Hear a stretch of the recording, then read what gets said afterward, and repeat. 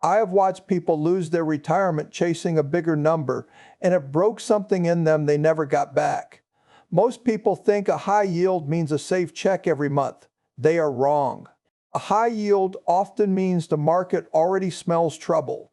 During my decades studying the habits of patient, boring investors, I learned the businesses that never cut a dividend behave nothing like the ones that pay the biggest one.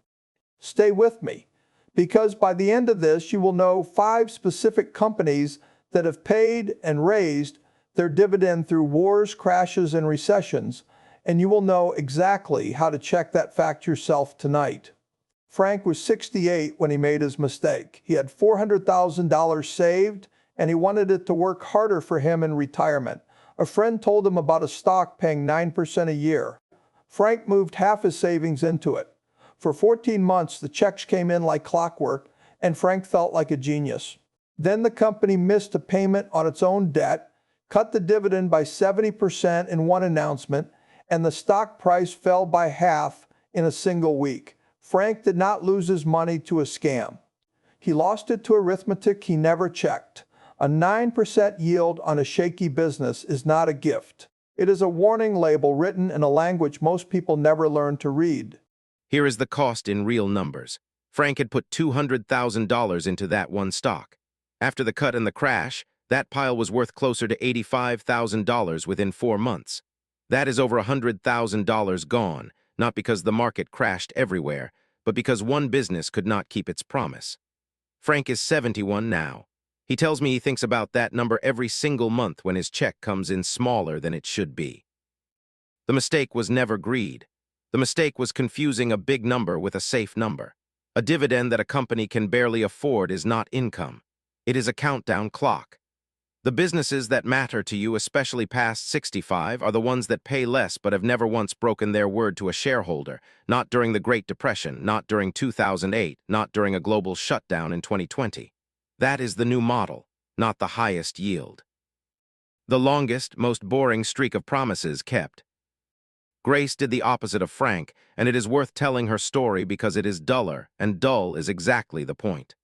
Grace was 63 when she stopped chasing returns and started chasing reliability.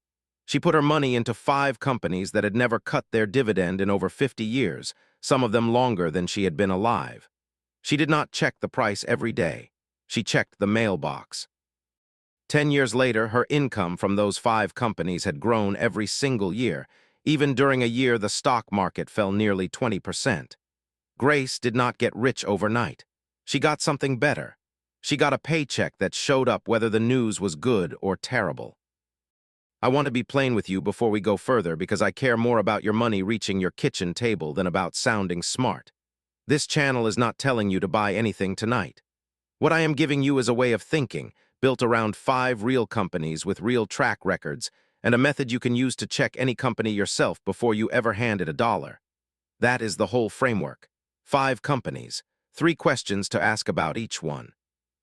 1 habit to build so you never fall for Frank's mistake again. The first company worth understanding is Johnson & Johnson.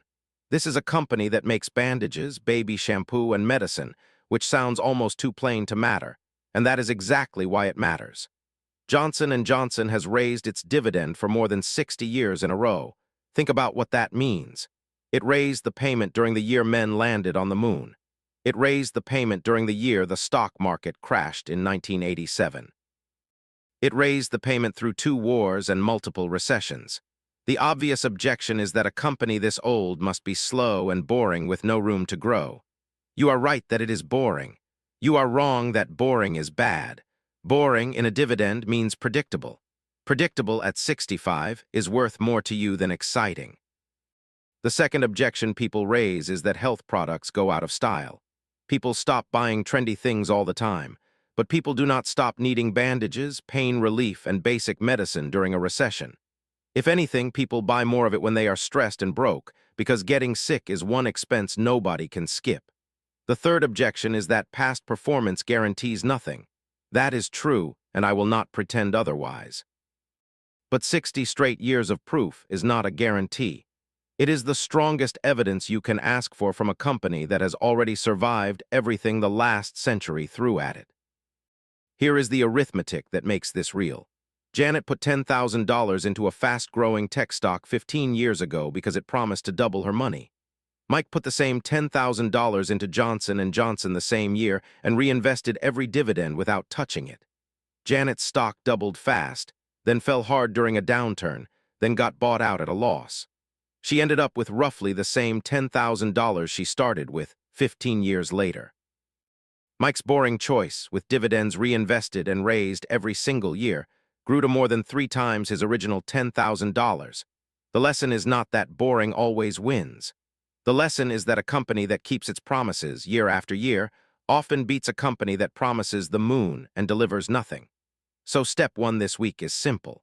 Look up one company you already trust with your own money and check how many years in a row it has paid its dividend without cutting it once. The second company is Procter & Gamble, the maker of the soap, toothpaste, and paper towels sitting in your bathroom right now. This company has raised its dividend for over 65 years straight, which means it started raising payments before most of your grandchildren's grandparents were born. The reason this matters so much for you specifically is that Procter & Gamble LLS things people buy without thinking, in good times and terrible times alike. Nobody skips buying toothpaste because the news said the economy is shrinking. The first objection is that a company selling soap cannot possibly grow. Growth is not the promise here. Stability is the promise. The second objection is that store brands are cheaper, so people will switch away.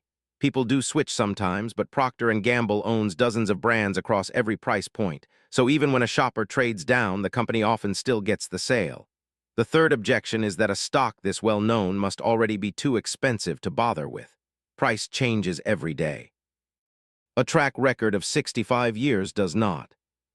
Consider Robert and Ellen, 2 brothers who each inherited $15,000 from their father. Robert put his money into a company promising a revolutionary new product that never delivered and lost 80% of it within 6 years when the company folded. Ellen quietly put her $15,000 into Procter & Gamble and never touched it. After 6 years, while Robert was still nursing his loss, Ellen's shares had paid her back nearly $4,000 in dividends alone, on top of keeping the full value of her original investment.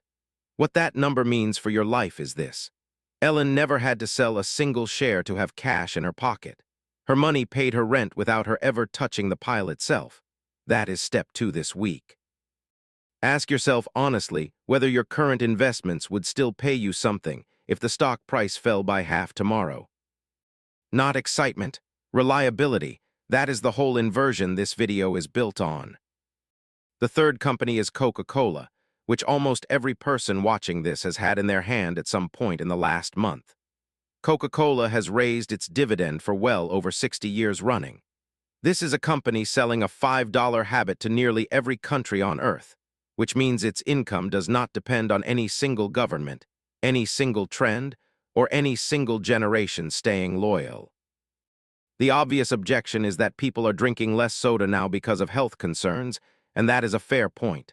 But Coca-Cola does not only sell soda anymore. It owns water brands, juice brands, and coffee brands, so as tastes shift, the company shifts its shelf space with them rather than disappearing. The second objection is that sugar taxes and regulation will crush the business. Regulation is a real cost, and it often shows up as a slower year, not as a broken company, because a business this large has decades of practice adjusting its pricing and its products around new rules. The third objection is that a global giant like this has nowhere left to grow. Growth is not why you would hold it. The dividend check that has never once gone backward for over 60 years is why you would hold it. Here is one more arithmetic story worth sitting with. David and Linda both retired at 65 with $200,000 each. David split his money across trendy stocks his coworkers were talking about at lunch. Linda put a portion of hers into companies like Coca-Cola specifically because the dividend had never been cut in her entire lifetime. 3 years into retirement, David had to sell shares at a loss twice just to cover a medical bill because his stocks had fallen and he had no steady income coming in separately from the share price. Linda never sold a single share for that same 3 years because her dividend checks alone covered the bill without touching her savings. That is what step 3 looks like this week. Before you touch a single account, write down whether your money is designed to pay you, or designed to hope the price goes up before you need it. Now I need to tell you honestly where almost everyone fails this plan, because the framework is not the hard part. The hard part is what happens in your own head 6 months from now. The moment usually comes during a bad month in the news, when the stock market drops and every channel is shouting that everything is falling apart. That is the exact moment people panic sell the boring, reliable companies and jump into whatever headline promises safety instead. I have watched smart people do this. I have done a version of it myself early on, before I learned better. The emotional break happens fast, and it feels completely reasonable in the moment. Your account balance drops on a screen, your stomach drops with it, and your hand moves toward the sell button before your brain has caught up. This is not weakness. This is being human. Willpower is a terrible defense against a genuine gut punch moment, because willpower runs out exactly when you need it most. The fix is not more willpower. The fix is a structure that does not ask you to be brave in the moment. Set your dividends to reinvest automatically so you are never making a decision when you are scared. Write down today, in paper, the exact number of years each of these companies has paid without a cut, and tape it somewhere you will see it during a bad week. Decide right now, while you are calm, that you will not sell a single share for at least 12 months after any market drop, no matter what the news says that week. A rule set in advance during a calm moment will save you from a decision made in a panicked one nearly every single time. There are 2 more companies worth knowing before we close this out, and I want to move faster through them so the lesson lands rather than the list. Colgate-Palmolive has raised its dividend for roughly 60 years, built on the same idea as Procter & Gamble, people buying toothpaste and soap without thinking twice about the economy. ExxonMobil has paid a dividend without a single cut for over 40 years running, built on the reality that the world still runs on energy even while it slowly shifts toward new sources. Both companies share the exact same 3 questions you should now be asking about anything you hold. How many years in a row has the dividend gone up? Does the product get bought no matter what the news says that week? Would the company still make money if the economy shrank for 2 straight years? If a stock cannot answer all 3 questions clearly, it does not belong in the part of your life that is supposed to pay your bills. So here is the whole idea in one sentence. Protect the check before you chase the growth, because past 65, a smaller number that always arrives beats a bigger number that might not. This is not really a lesson about stocks. It is a lesson about how you want to live the years in front of you. Money that arrives reliably buys you something growth stocks never can, which is the ability to stop checking the market every morning with your stomach in a knot. Life, past a certain point, should not require you to gamble to feel secure. The 5 companies in this video are not a secret formula, and I never want you to treat them as one. They are proof, sitting in plain sight, that a business can keep a promise for 60 years if it sells something people genuinely need. Your job this week is small, and it is doable today. Pick one account you own, look up how many years in a row its dividend has grown without a single cut, and decide honestly whether that number gives you peace or gives you worry. That single check, done today, will do more for your retirement than any tip a stranger whispers to you at a dinner party. I have spent my life watching the difference between people who built quiet, boring security and people who chased one more exciting year. The quiet ones sleep better. The quiet ones call their grandchildren without doing math in their head first. That is not a small thing. That is the entire point of the money in the first place.